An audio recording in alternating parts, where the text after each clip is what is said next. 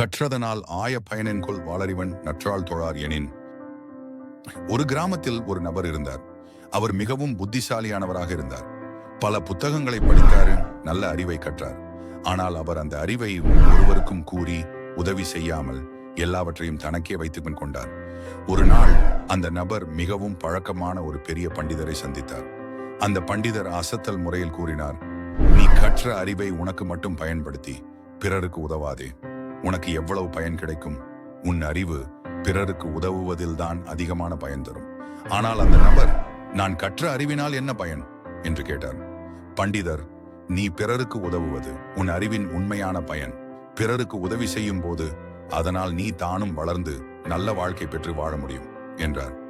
அந்த நபர் அந்த நாள் முதல் கற்ற அறிவை பிறருக்கு பகிர்ந்து அவர்களுக்கு உதவவும் நல்ல மாற்றங்களை செய்யவும் தொடங்கினான். இந்த கதையின் மூலம் நாம் தெரிந்து கொள்ள வேண்டியது, கற்ற அறிவை மட்டும் தனக்கே வைத்துக் கொள்வதை விட அதை பிறருக்கு உதவி செய்வதன் மூலம் உண்மையான பயன் கிடைக்கும் என்பதுதான்.